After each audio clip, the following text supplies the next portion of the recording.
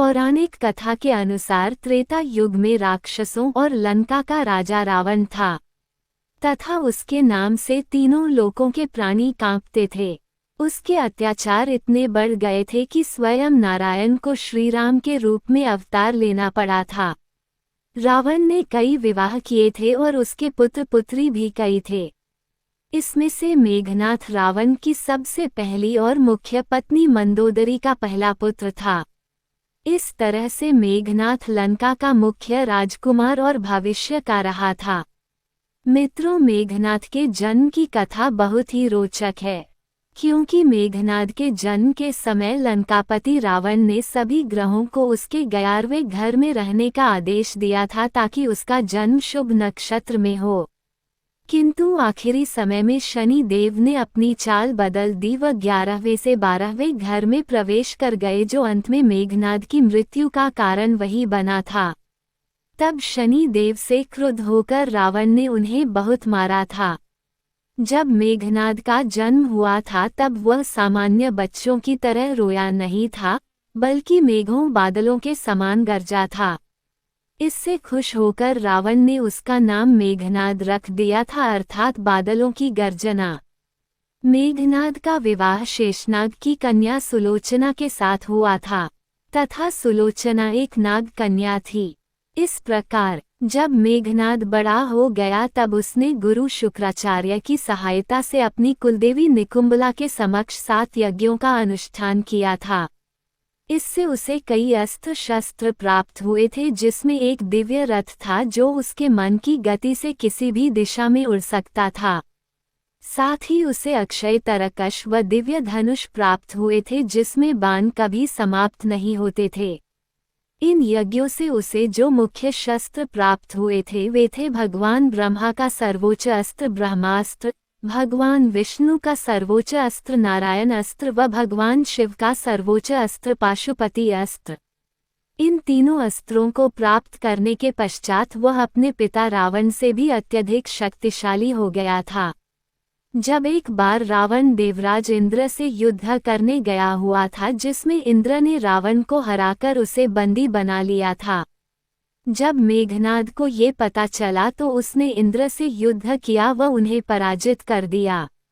अब मेघनाद इंद्र को बंदी बनाकर लंका ले आया। फिर एक दिन रावण व मेघनाद ने इंद्र के वध करने की योजना बनाई। ये देखकर स्वयं भगवान ब्रह्मा मेघनाद के पास आए व उसे देवराज इंद्र को छोड़ देने को कहा। बदले में उन्होंने मेघनाद को वरदान दिया कि किसी भी युद्ध में जाने से पहले यदि वह अपनी कुलदेवी निकुंबला का यज्ञ कर लेगा तो उस युद्ध में उसे कोई भी पराजित नहीं कर पाएगा। किंतु साथ ही भगवान ब्रह्मा ने ये भी कहा कि जो कोई भी उसका ये यज्ञ बीच में विफल कर देगा उसी के हाथों उसकी मृत्यु होगी। साथ ही मेघनाद की भक्ति व देवराज इंद्र के अहंकार को दूर करने के लिए भगवान ब्रह्मा ने मेघनाद को इंद्रजीत की उपाधि दी, अर्थात जो इंद्र को भी जीत सकता हो। मेघनाद का पिता रावण स्त्रीलोलुप व अहंकारी था और इसी अहंकार में उसने एक दिन माता सीता का हरण कर लिया था। रावण के ज्यादातर संबंधी, पत्नी, नाना इत्यादि ने उसे ऐसा ना करने को कहा था, लेकिन मेघनाद हमेशा अपने पिता के साथ था। एक दिन मेघनाद को सूचना मिली कि अशोक वाटिका में एक बंदर ने उथल पुथल मचा दी है तथा उसने उसके छोटे भाई अक्षय कुमार का भी वध कर दिया है। ये सुनकर मेघनाद अत्यधिक क्रोधित हो गया व अपने पिता से आज्ञा पाकर हनुमान से युद्ध करने गया। उसका हनुमान से भीषण युद्ध हुआ व अंत में उसने हनुमान पर ब्रह्मास्त्र चला दिया। वह हनुमान को बंदी बनाकर रावण के दरबार में लेकर आया। बाद में हनुमान लंका में आग लगाकर वापस चले गए, लेकिन कोई कुछ नहीं कर सका। हनुमान के जाने के कुछ समय पश्चात श्रीराम संपूर्ण वानर सेना के साथ लंका में प्रवेश कर चुके थे तथा अंगद के द्वारा शांति संदेश रावण के दरबार में भिजवाया था, जिसे रावण ने ठुकरा दिया था। इसके बाद अंगद ने भरी सभा में रावण के सभी योद्धाओं को चुनौती दी थी कि यदि कोई भी उसका पैर उठा देगा तो श्रीराम अपनी हार स्वीकार कर लेंगे। एक एक करके रावण के सभी योद्धा विफल हुए तो अंत में रावण का सबसे शक्तिशाली पुत्र व योद्धा मेघनाद उसका पैर उठाने उतरा। ये पहली बार था जब मेघनाद के अहंकार पर चोट पहुंची थी तथा वह भी अंगद का पैर उठाने में असफल रहा था। जब युद्ध में एक एक करके रावण के सभी योद्धा व भाई बंधु मारे गए तब अंतिम विकल्प के रूप में उसने मेघनाद को भेजा। मेघनाद ने युद्ध भूमि में जाते ही चारों ओर हाहाकार मचा दिया था तथा शत्रु सेना पर कहर बनकर टूटा था। अंत में उसने श्रीराम व लक्ष्मण पर नागपाश अस्त्र चला दिया जिसमें दोनों बंधकर मूर्छित हो गए व धीरे धीरे मृत्यु के मुख में समाने लगे। इसके बाद युद्ध रुक गया व मेघनाद गर्जना करता हुआ वापस अपने महल आ गया। रावण अपने पुत्र की जीत से बहुत खुश हुआ था व उसे गले लगा लिया था। बाद में मेघनाद को ज्ञात हुआ कि स्वयं गरुड़ देवता ने आकर दोनों भाइयों को नागपाश के बंधन से मुक्ति दिलवा दी है तो वह अत्यधिक क्रोधित हो उठा। अगले दिन वह फिर से युद्ध में गया व लक्ष्मण से भीषण संग्राम करने लगा। अंत में उसने आकाशमार्ग से लक्ष्मण पर शक्तिबाण चला दिया जिसके प्रभाव से लक्ष्मण अचेत हो गए और भूमि पर गिर पड़े। इस बार मेघनाद मूर्छित लक्ष्मण को उठाकर लंका ले जाना चाहता था ताकि उनका कोई भी उपचार ना किया जा सके। मेघनाद ने लक्ष्मण को उठाने की बहुत कोशिश की लेकिन लक्ष्मण इतने भारी हो गए थे कि वे उससे उठे ही नहीं। इतने में वीर हनुमान आकर लक्ष्मण को अपने साथ लेकर चले गए। मेघनाद विजयी होने की गर्जना करता हुआ राजमहल आया जहां उसका भव्य स्वागत हुआ। सुबह होते होते मेघनाद को सूचना मिली कि श्रीराम की सेना ने लंका के राजवैद्य सुषेण की सहायता से लक्ष्मण के प्राण बचा लिए हैं। ये सुनकर मेघनाद इतना ज्यादा क्रोधित हो गया था कि वह अपने पिता से आज्ञा लेकर कुलदेवी निकुंभला का यज्ञ करने निकल पड़ा। अब वो यज्ञ पूर्ण करके ही युद्ध भूमि में उतरना चाहता था।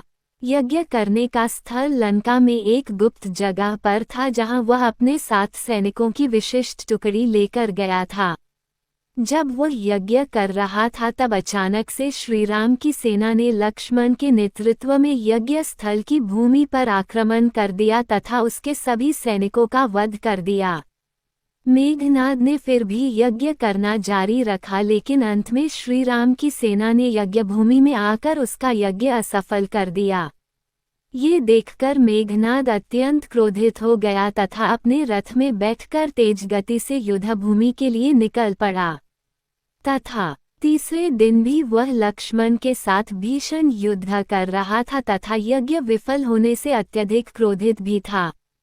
इसी क्रोध में उसने अपने 3 सबसे बड़े अस्त्रों का प्रयोग करने का निर्णय लिया।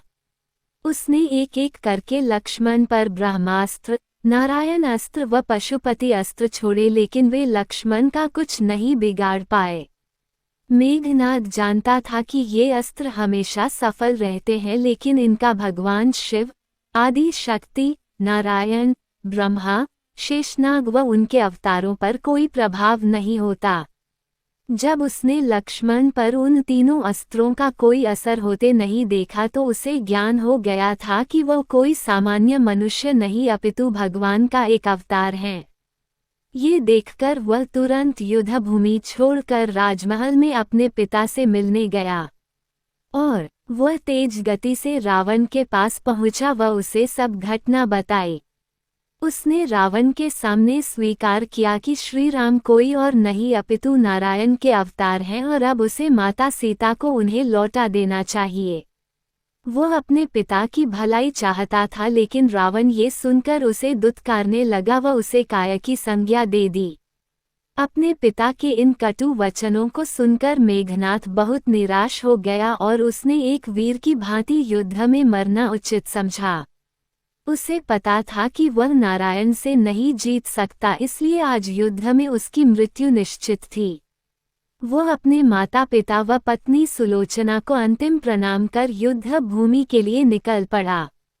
और लक्ष्मण के लिए मेघनाद को मारना इतना आसान नहीं था।